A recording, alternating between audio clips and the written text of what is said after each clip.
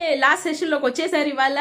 Ritu, Emmanuel and Kalyan ఇప్పుడు ఒక last game ఆడుతున్నారు. ఈ గేమ్ ఆడిన తర్వాత ఉన్న వాళ్ళు లాస్ట్ టికెట్ టు ఫినాలే రేస్లోకి వెళ్తారు. సో ఇక్కడ Ritu, Kalyan and Emmanuel tower కట్టు అనే గేమ్ ఉంది కదా, టవర్ కట్టి కాపాడుకోవాలి బ్రిక్స్ ఇచ్చిన తర్వాత.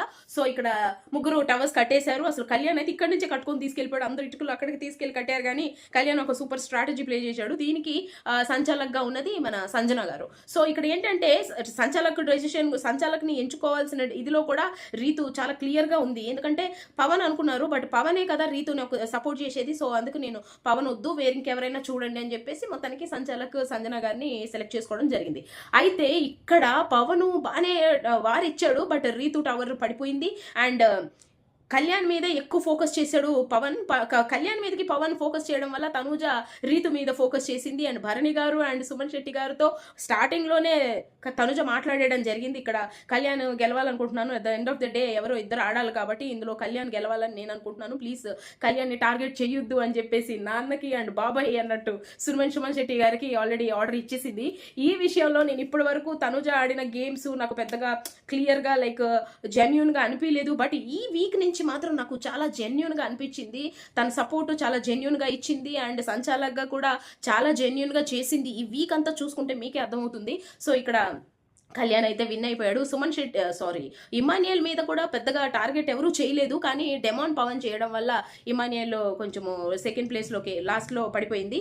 And Ritu, Emmanuel second place Ritu, Emmanuel and third place Ritu, and first ప్లేస్లో కళ్యాణ్ ఉన్నాడు కాబట్టి కళ్యాణ్ టికెట్ టు ఫినాలే రేస్లోకి వెళ్ళిపోయినట్టే. ఇప్పుడు వీళ్ళు ఇద్దరు కలిసి ఆడాలన్నమాట. ఎవరు? Ritu and Emmanuel same task ఆడాలి. వీళ్ళిద్దరికి ఇద్దరు సపోర్ట్ చేయాలి, ఇద్దరు డిఫెండ్ చేయాలి, ఇద్దరు సపోర్ట్ చేయాలి. అయితే రీతుకి సపోర్ట్గా తనూజ అండ్ పవన్ వచ్చారు. ఇక్కడ ఇమానియల్కి సపోర్ట్గా సుమన్ శెట్టి అండ్ కళ్యాణ్, భరణి గారు వీళ్ళంతా వచ్చారు. సో ఇక్కడ ఏంటి అంటే రీతుకి సపోర్ట్ చేసిన డెమాను మామూలుగా సపోర్ట్ చేయలేదు, నువ్వు భయపడకుండా వెళ్ళు అని చెప్పేసి తన్ని దగ్గరికి తీసుకొని ఆల్రెడీ చెప్పడం జరిగింది. అండ్ చాలా బాగా సపోర్ట్ చేశాడు. సో ఇది సపోర్టివ్ గేమ్ కాబట్టి రీతు ఆ 2 స్టెప్స్ కూడా ముందుకు వెళ్ళింది అన్న ఫీలింగ్ నాకైతే వచ్చింది. లేదు అంటుంటే ఆ ప్లేస్లో ఇంకొక గేమ్ అయి ఉండుంటే మాత్రం లైక్ ఆడగలిగేదా అన్న ఫీలింగ్. బట్ ఎవరిని అండర్ ఎస్టిమేట్ చేయలేము ఇలాంటి సిచ్యువేషన్లో. బట్ రీతు మాత్రం చాలా టఫ్ వార్ ఇచ్చాడు. డెమాన్ వల్లనే మళ్ళీ రీతు స్టాండ్ అయింది. అండ్ తనుజ కూడా చాలా బాగా సపోర్ట్ చేసింది. నిజంగా అక్కడ కళ్యాణ్ని సపోర్ట్ చేసేటప్పుడు రీతుని ఎలాగైతే పడగొట్టాలని చూసిందో, ఇక్కడ రీతుకి సపోర్ట్ చేయాలన్నప్పుడు ఇమానియల్ని పడగొట్టి రీతుకి సపోర్ట్ చేసింది.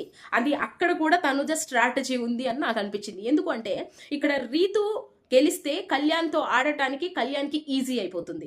అండ్ లేదు ఇమానియల్ గెలిచాడు అనుకోండి, కళ్యాణ్కి టఫ్ ఫైట్ అయిపోతుంది అని ఒక ఉద్దేశంతో తనుజ ఈ స్ట్రాటజీ ప్లే చేసిందని నాకైతే చాలా క్లియర్గా అనిపించింది.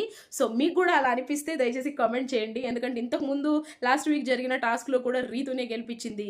అంటే రీతు కెప్టెన్ అవ్వాలనుకుంటున్నాను అని చెప్పేసి రీతుకి ఇచ్చింది చూడండి. ఆ టైంలో నేను ఇలా అనుకున్నాను, ఏంటి ఇలా డబుల్ గేమ్ ఆడుతుంది అని. తర్వాత చూసిన తర్వాత నాకు అనిపించిందని నేను మీకు ఆల్రెడీ చెప్పడం జరిగింది కదా. సో ఇప్పుడు కూడా నాకు అదే అనిపించింది, రీతు గెలవాలని గట్టిగా కోరుకుంది తనుజ.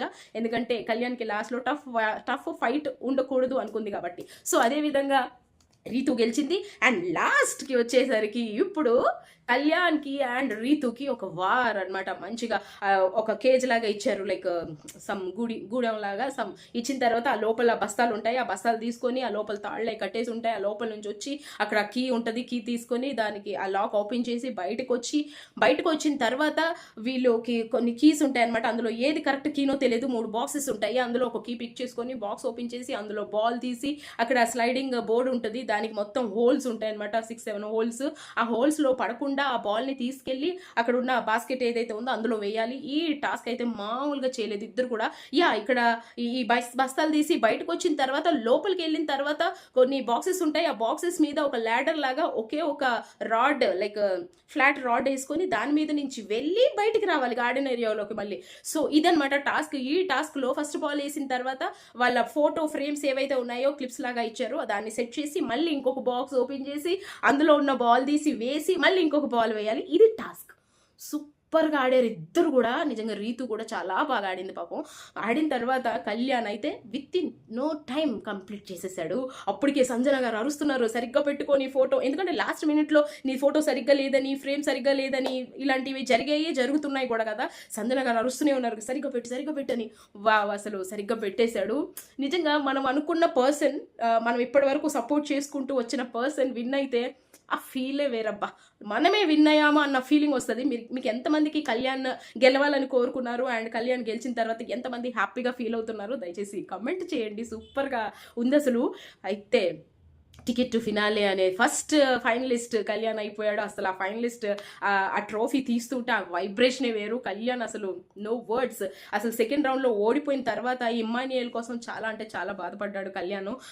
వాళ్ళిద్దరూ కలిసి ఆడాలనుకున్న స్ట్రాటజీ ఏదైతే ఇమ్మాన్యుయల్ ప్లాన్ చేశాడు, యాక్చువల్లీ అది కళ్యాణ్కి మాత్రమే వర్కౌట్ అయింది, ఇమ్మాన్యుయల్కి అది బెడిసికొట్టింది అని చెప్పొచ్చు. బట్ నువ్వు ఫైనల్కి వెళ్తే నేను హ్యాపీరా, నువ్వు గట్టిగా ఆడు అని చెప్పి ఇమ్మాన్యుయల్ ఇచ్చిన ఆ వర్డ్స్ మామూలుగా లేవు. అసలు అవి హార్ట్లో నుంచి వస్తేనే అవతల వాళ్ళు విన్ అవుతారు అని నాకు అనిపిస్తుంది. మీకు కూడా అలా జెన్యున్గా అనిపిస్తే కమెంట్ చేయండి.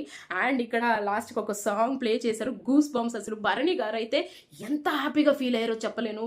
వచ్చి మరి హగ్ చేసుకున్నారు, అసలు మళ్ళీ పిలుస్తున్నారు, కళ్యాణ్ సూపర్ కళ్యాణ్ అని. అసలు సూపర్, అసలు నో వర్డ్స్. అసలు చూస్తుండే మళ్ళీ రివైండ్ చేసి వేసుకున్నా నేనైతే, మళ్ళీ చూడాలనిపించి. నాకే ఇలా అనిపిస్తే వాళ్ళు ఊర్లో వాళ్ళు ఫ్రెండ్స్ ఫ్యామిలీ టప్పాసులు కాలుస్తున్నారేమో అన్న ఫీలింగ్ నాకైతే వచ్చింది.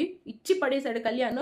He was from know where to somewhere అన్నట్టుగా గ్రో అయిపోయాడు, మామూలుగా లేదు. కళ్యాణ్కి అసలు తెలియదు బయట తన గ్రాఫ్ ఎలా ఉందన్న విషయం నిజంగా కళ్యాణ్కి తెలీదు. ఇక్కడ అందరూ ఇమ్మాన్యుయల్, తనుజ ఇట్లా అనుకుంటున్నారు కాబట్టి కళ్యాణ్కి తన గ్రాఫ్ బయట ఎలా ఉందని హౌస్లో ఎవరికీ తెలియదు అని నాకైతే అనిపిస్తుంది. తనుజ బాండ్ అయితే సూపర్ ఉంది, వాళ్ళిద్దరు బాండ్. తనుజ ఏంటి ఒక సెలబ్రిటీ అని కళ్యాణ్కి తెలుసు, కానీ తనుజకి తెలియదు కళ్యాణ్ బయట ఇంత పెద్ద సెలబ్రిటీ అన్న విషయం తనుజకి తెలియదు. Wait and see what happens అని అనుకుంటున్నాను. మీకు ఇవాళ ఎపిసోడ్ నచ్చితే తప్పకుండా కమెంట్ చేయండి అండ్ మీ అభిప్రాయాన్ని తెలియజేయండి. Thank you.